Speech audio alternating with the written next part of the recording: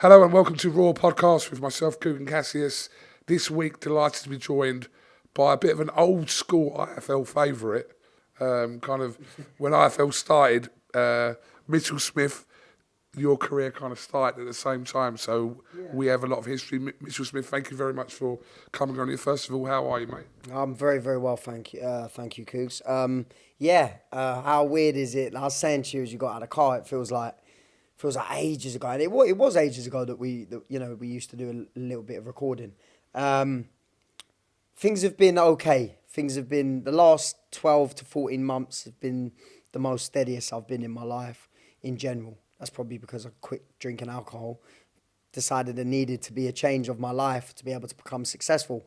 And that was at a point that that was nothing to do with boxing. I just quit alcohol because I wanted to be a more successful, better role model for my kids. Better decision making, if you like. And yeah, now we're here. Like, I just made the decision to come back, give it 100% for one last go. I know the talent's still there. I know that the boxing skill set is still there. And yeah, I'm just looking forward to just finding some momentum in 2025 because I've been very inactive. And yeah, I just want to find some momentum. Let's work backwards from this point up until from the summer of 2022 when you made your initial comeback in the summer of that year. We've obviously just touched into 2025 now. Since that fight, obviously you fought recently, but you mentioned there about you being inactive. What's the reason specifically where there hasn't been more fights in pretty much a 2.5 year period? So basically what happened was, I think it was a week or two after my fight in 2022, I was driving on a moped, literally 10 minutes away from my house, and I tried to overtake someone going downhill. They was like slowing down, and I was on a moped, so I've tried to overtake, and as I've tried to overtake, I hit a pedestrian crossing. I smashed my ankle to pieces. I come off the bike. I was only in shorts and t-shirts because it was summer. So as I was going about 40 mile an hour, 35, something like that. I've tried to pull out, hit the pedestrian island, smash my ankle to bits. I had to get it all reconstructed. I've had pins, plates. I've had plates in, plates out, pins in, pins out. It's been a nightmare. Anyway, I managed to get it to a stage where I was doing the physio. I had private physio, a man called Adam Lovegrove, who helped me out with some private physio. Every day I was doing it. And then in the end, we decided that my ankle was best when the plate was out. So we decided to have one last operation, get the plate out, one last pin to pull the fibula and tibia bone or something that joins your ankle back together. So yeah, that's basically why the inactivity was. But looking back now, I was still, when I boxed in 2022, I was still unsteady. And this time around, it will be momentum, as I said, and it will be, I had a 4-rounder in December, which went really well. My next one will probably be either another 4-rounder or a 6-rounder, depending on how I feel during the camp. I enjoyed myself at Christmas, like most of us did, but nothing too crazy. No, I'm still relatively close to where I need to be for fight night in March 7th.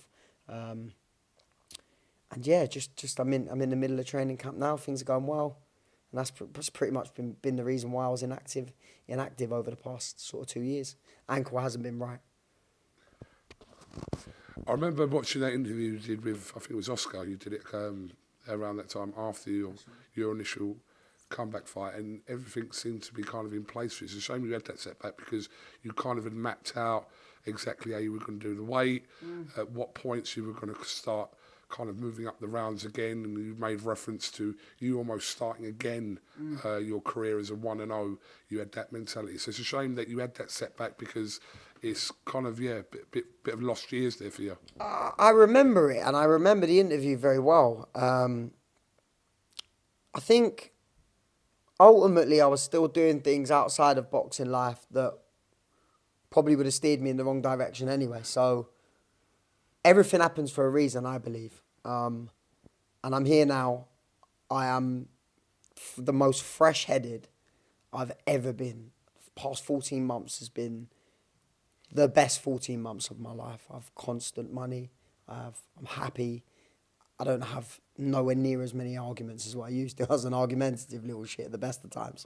And I just feel better for it, man. I just feel like I'm a better person, man. And for me, I've settled down so much, man. My 20s was like party, chasing highs, chasing everything. Now I just want to earn money, be a good role model, be a good partner. Do you know what I mean? That's me right now. And I just think that alone will just show me as a better athlete and a better boxer. Now that I'm a little bit more focused, I've got a lot more stability in my life. Now it's just boxing is kind of second at the moment, if I'm third maybe in my life at the moment. But I'm still doing it. I go to work. I work at a scrapyard called LMR, which is one of my friend's company. I really enjoy myself down there. I understand the game because my dad was in it for 20 odd years. And Jason allows me to have time off in terms of finish slightly earlier than what I used to, so I can go to the gym. So I'm training at 2 o'clock in the afternoons, which isn't too late. I'm still managing to get up in the morning, 6 o'clock, get to the yard. So stability in my life is probably what I needed when I was younger. I had too much time on my hands. And I'm going to say this to young fighters out there now. If you got sponsorship, great. You don't have to go to work. But keep yourself busy, man, because we're crackers at the best of times. And I know it's not only just me, because I've listened to your podcast and I've listened to your interviews, and there are other fighters that suffer with the same sort of stuff. What's matey boy from up north, the one that done Fowler? He's been Scott Fitzgerald suffered massively with his mental health, obviously drink and drug abuse. I believe it's just too much time on your hands, man. Stay in the gym, get grounded, be bored. Because ultimately, when we get to 30s, like where we're at now, fucking life's boring anyway. You know what I mean? Like, I've got to look after my kids. I've got to be a good partner. That's my buzz right now. It's weird how young fighters will look and go, oh, that sounds boring. Let me tell you something, yeah? We all get to the stage where we have to grow up. Do it in your 20s, man. Don't do it in your 30s, man. I wish I could go back and change it all for sure. Mitchell, I remember watching from that interview as well, and you kind of touched a little bit on that kind of 5-year missing period from your life, about how you ballooned up to 18 stone, did a bit of time inside, drugs, alcohol. You didn't really go into it. I'm not asking to go into it, but I just wanted you to give me a little bit of how dark that period of your life was, as much as you can say, if you want to, obviously. Yeah, sure. Firstly, I don't want to go into it too much, because I think people have done their history and done their own homework. I've done some time away for fighting outside of the ring. I blew up to just over 18 stone. It was a dark place, man.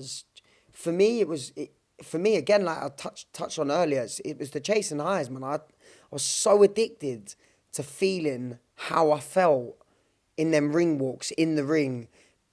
You know, I had a lot going on for myself at that time in my life, and I wanted to keep chasing it, and I found it I found it in drinking drugs. I didn't find it in drinking drugs. I thought I found it there, and it weren't. It was just a temporary fix for what I needed at that time. And there's some terrible, terrible, terrible times that I could only. Probably that I wouldn't even speak about, really. Probably times where I could recap being in a certain place at a certain time of the day and being like, what the fuck am I doing here? Like, I don't know, sorry if I can say that or not, but yeah, just like, what am I doing here, man? Like, but I'm here, like, now I'm here. I am so proud of myself. I've conquered right now everything I kind of really need to conquer right now at this stage in my life, right this second. Like, I'm happy with the way my life is rolling. I'm earning steady money. Boxing's like, yeah, let's give it one last crack and see what happens, man. I got the talent there. I'm happy to work hard now. Before I was a little bit lazy. I'm just like, let's just go, man. Let's just get it done, man. I just can't wait. I'm fresh, man. I'm ready. I'm still feel young. I remember when you turned professional, like I said, 2012, and you was touted as the next thing. You was at the time. There's a lot of hype around you. Yeah. Now I'm dressed in Crocs. There's nothing wrong. Well, actually, now I'm balling around in a pair of Crocs and you're in a pair of Dior's. Look, what's going on here? What's happened? Like, we started at the same time. What's going on here? But I remember it must have been a lot of pressure because at that point there was a few names around. There was a few people kind of established from British boxing at the time. But around 2012, 2013, 2014, those kind of years, you were being kind of pushed and portrayed as kind of, you know, the next whoever, whether that was a Kevin Mitchell, whether that's a Ricky Hatton, etc., etc. There was a lot of hype. A lot of hype, but that must have come with a lot of pressure for you as well. Do you know what?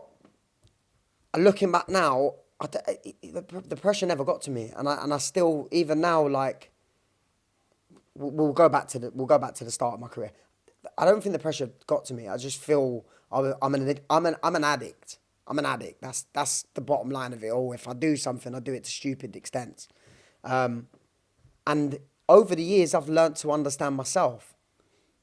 I don't think the pressure got to me, and I don't think the pressure will ever get to me because I enjoy getting in the ring in front of hundreds and thousands of people and performing and having a tear up, whether that be win or lose. I enjoy doing it. I enjoy that hype around everyone's there for me that night. And I enjoy that. That's the way I look at the fight. Everyone's here to watch me, you know, and that all eyes on me thing is just, I suppose I'm addicted to it. Do you know what I mean? I'm addicted to it. But yeah, there was pressure, but I don't think it ever played a part in my career. If anything, I thrived off it. And I know I have manifested this moment. I've manifested the moment I'm going to say, I know I'm going to get back on telly. I've manifested it all last year when I knew I was going straight and I knew I was going legit and I was doing things properly. I knew I was going to get back on TV. I know I'm going to get back on TV. I need to keep selling tickets. Like I said, I've done 325 tickets in my last fight, my first fight back in 2 years, my first proper fight back in almost 7 years, because obviously I had that one in between. And that's a completely different network to who I used to sell tickets to. You know, I was always in and out of the pubs selling tickets. None of them tickets were sold through pubs this time. This is just through, because obviously I'd done a little bit of business development sales job for a company called Omnia as well. So I've grown a good network within the construction industry, and I'm just looking forward to just keep on selling, keep on ticking the boxes. My last performance was good against a good kid, good amateur kid, 2-2 as a pro. So he'd won 2, lost 2 as a pro. A lot bigger than me. It was at a welterweight, so we were trying to find a light welterweight opponent, someone that was a little bit more suitable for my height, if you like. But I ended up going in with Ryan Frost, and Ryan put up a great performance himself. You know, we've messaged back and forth since, because he said something to me in my ear. Oh, sorry, I'm rambling. He said something to me in my ear after the fight about, now you've got yourself on the straight and narrow, make sure you chase your dreams. Yeah, he said, I've been there. Right? And that word, I've been there, it sort of rung with me all night. And then on the Monday, I reached out to his trainer and I was like, have you got Ryan's number? I'd like to message him, say thank you for doing his part. And I texted him and just said, look, man, I know you said, you know, you've been through your fair share of sort of like demons, if you like. You know, I just want you to know that although we shared the ring on Friday, man, like, I'm here if you know what I mean, if you want to chat, and I appreciate you doing your thing. And yeah, man, we've been talking since. He's a nice fella. I think he boxed Michael McKinson a week later, which goes to show that my performance was good, because Mikey only beat him on a points decision. He's a natural welterweight, just boxed for an IBO world title, I think. So, and only beat him on points. So for me, it's a big win for me at welterweight. My next fight is going to be down at light welterweight, and then I'll slowly chip away. And I think super featherweights, I'll be after you. But yeah, no, I think titles at super feather / lightweight by summertime. I'd like to end the summer, maybe September. I know I'm 32, but I don't feel like there's no need to. I don't need to rush. I still feel young. I still feel young in my mind, man. One thing I will say about you haven't really got miles on the clock.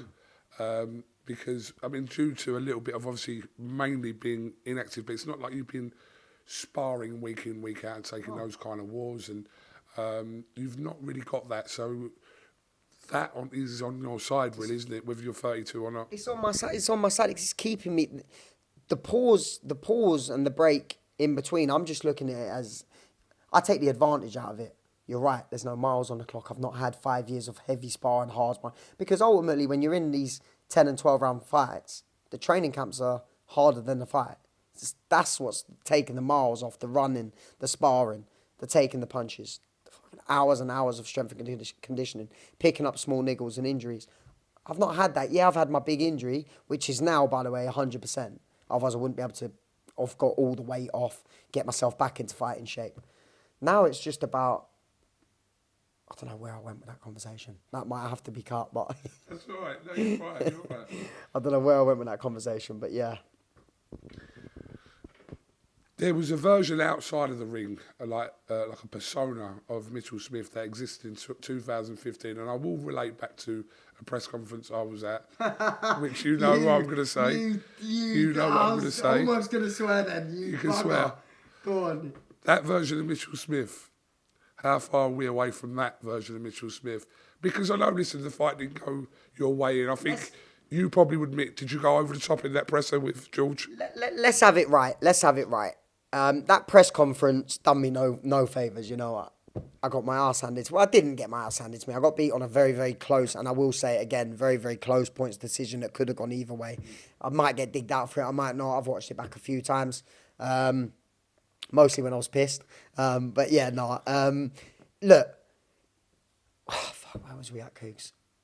At the press conference. The press conference. Yeah. The press conference, and then it was me talking about small, short-term memory loss. The press conference, yeah, look, I've probably done myself no justice. But boxing is it's the entertainment. It's the entertainment business, and this is where we were going. This is where I was going with it. At the end of the day, no one wants to watch you if you're boring. You know, am I going to be that much of a gobshite? Probably not. Will I be a gobshite? Definitely. Because, one, I'm not scared of no one. No one in the ring or in the British scene, no one fears me. No one. I don't look at no one right now and go, I can't handle that when I'm on my day. Lads, I'm not ready yet. But when I am ready, you lot will know because I'm going to be vocal. And that's what boxing is about, man. I think that the public get drawn into that rivalry, that little bit of bitterness between the two fighters. And also, if you're a victim of mine, then I don't want to be your friend, man. We'll be friends after. Once I've spanked your ass, once I've knocked you out, then we'll be friends. But right now, I just want to try and maintain, what's the word? I just want to be a little bit subtle with it all and just let my hands do the talking for now. I've got I still have a lot to live up to because people are going to go, I don't know whether he still has it. Let me tell you something, I still have it. And I'm going to show everyone. It's mad to think that fight and press conference is now 10 years ago. It's crazy. It was 2015 you had your fight with George. So it was 9 years December. Yeah, it'd be 10 years this year. 10 years this year.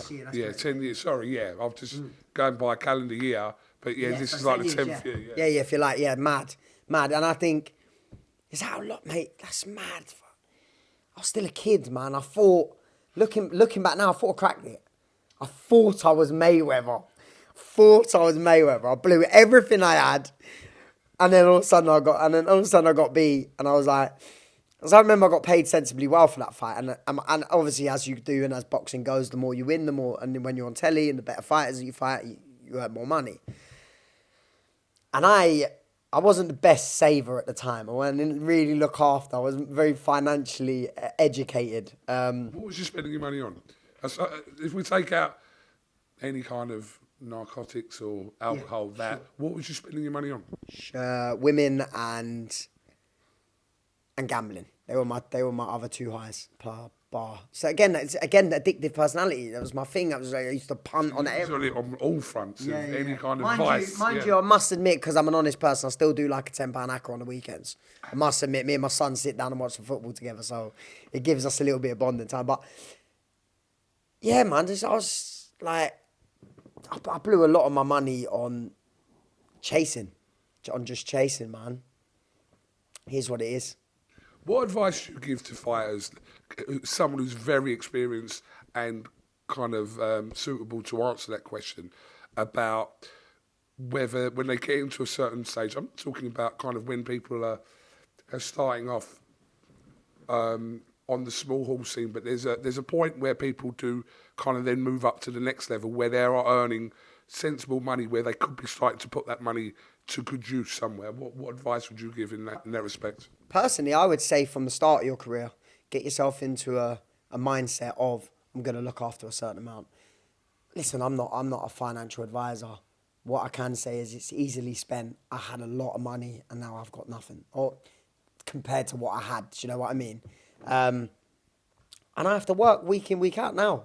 And I could have been set, but I didn't make the right decisions. I didn't make the right choices, and here I am trying to pick it all back up again and get it going again. You never know. I'll try and get out in Saudi and earn a big pay packet at some point. We'll see how we go. Something obviously that's been running over the last few years. Well, like I said to you, I know you've had a couple of fights, but your brother was in a couple of high-profile fights, which I'm sure hard fights, and done himself a lot Exciting of fights. got a lot of plaudits obviously from people watching.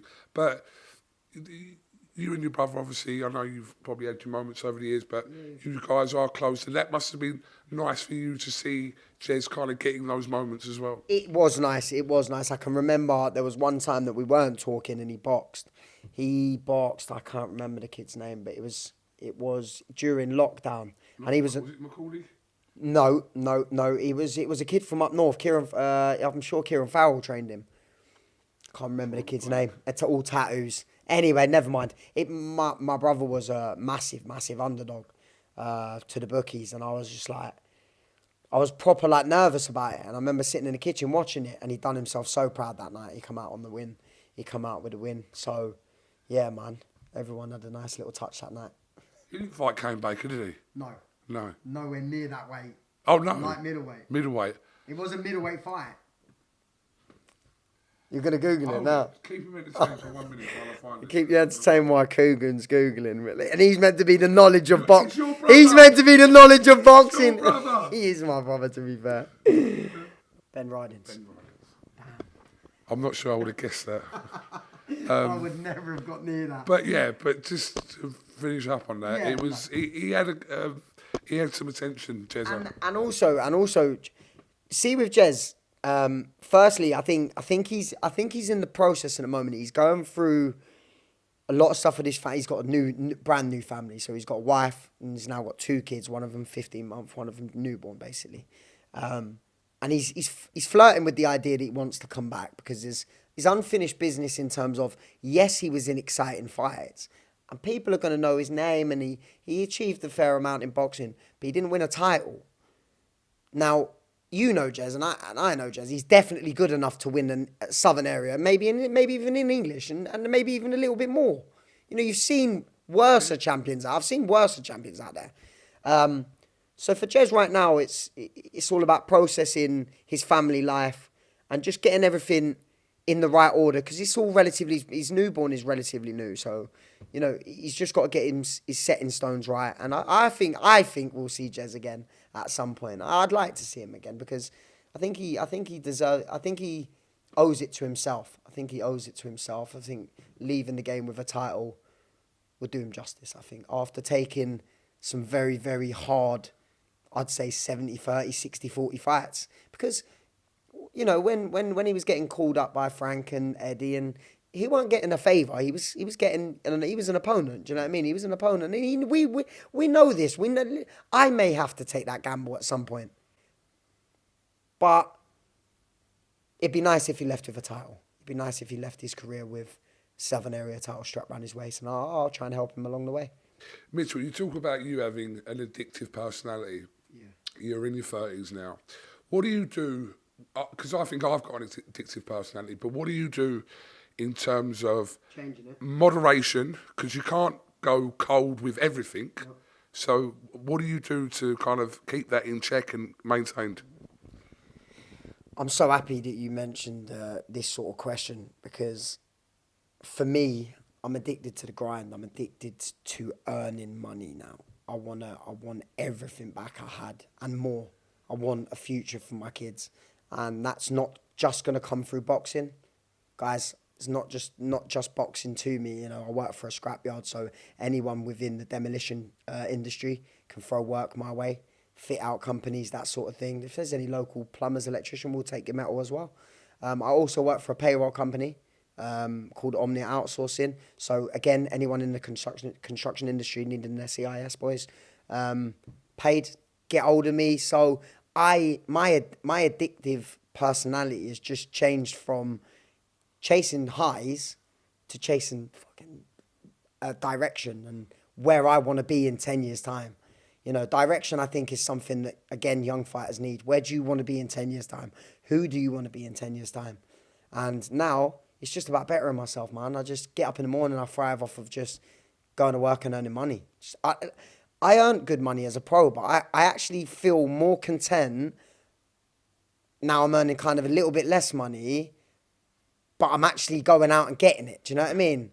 It's a weird thing to say, but I get up in the mornings. I don't work for me. Doesn't feel. I work with friends, and it's LMR, a close knit family run company. We've got 3 yards, so I know everyone really well. When I get up in the morning, it doesn't feel like I go to work. I just go and hang out with my mates and make a few deals and get out on the graft and get out onto sites, and that's my chase. That's my addiction now. It's just getting out and fucking earning some dough, man. That's me, man. And just, I also, I'm a lot more, sorry, I'm pissing around with my Crocs here. I'm a lot more grown up than I used to be. Like, I don't find things as exciting as I used to. Like, it's like going out for a night out, I'm like, nah, man, I'd rather be tucked up in bed at 8 o'clock, man. I got things to do in the morning. Do you know what I mean? So, like, lifestyle, again, going back, touching on young pros, lifestyle is everything. If you've got too much time on your hands, you're going to be lost finding something. Whereas I ain't got no time on my hands, Coog. Get up in the morning. This is how my daily routine looks, yeah? I get up at 6 o'clock. I leave my house at 6:30. I get to the yard for 7:15. I work until 2 o'clock. I leave the yard at 2 o'clock. I get to the gym for 2:30. I train until about 4:15. I leave the gym, I get home. My kids are at home. I help the missus with the dinner. I get my kids bathed and ready for bed. Where's my time? I haven't got none. I barely get time to fucking have 5 minutes to have a shit sometimes, you know what I mean? Like, I don't have the time for addictions. I just chase, better. I want to be better. I know how, again, this is going into depth a little bit, but I know how ruthless I was through my 20s, and I probably upset a few people. And if I did, I'm sorry. And now I get a bit of a buzz in being a better person. I feel better for it. That's my kick. I've done something for someone and they're appreciative over it. Then that just makes me feel better as an individual. Do you look at it as what you could have done differently 10 years ago, or do you think that whatever was going to happen was always going to happen? It's a good question. It's a question that I've looked back on. And every time I ask myself the question, I have different answers, because I don't know. I don't want to dig out anyone that was. I don't want to say that they didn't do their job properly. But I possibly could have been directed a little bit better. But then parts of my early career are a bit of a blur, really, because I mean, it was so long ago now. Some of it was a blur, but I don't think I was pointed in the right direction in terms of what was about to come. You know, I was young. I was on telly for my first fight, and things got big very, very quick for me. And I was too young to take it all on board. Even in terms of money, I was allowed all my money. So I was never financially told, do this, do that, save this, save that.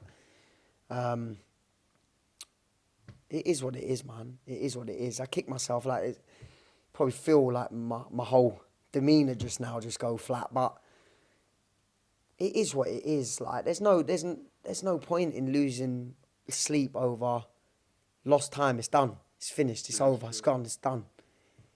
For me, I think I'm 32. I turned 32 in November. So I reckon I've got 4 years, 3-4 years to make some noise.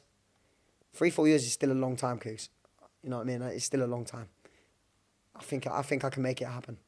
I think the biggest thing for you, and like I said, having all those years out, going through all those issues and problems in your life, which many people do in life, but we're talking about you. And to get to the point that you are now is probably your biggest win. So what you do now between, say you want to look at 32, okay, say 3-4 years, etc. What you do there, I would be looking at as everything's a bonus of what you can accomplish in that period of time. Correct. Like you just said, I'm winning already. I beat all odds, man. I beat all odds. I don't care what anyone says. There were 99 out of 100 people that would have said, there's no way Mitchell Smith is ever coming back to a boxing ring. Ever. I was a mess. And I'm here and I'm living proof that anything is possible. So if there's anyone out there, even people that just watch the page and are struggling in life in general, it can be changed around.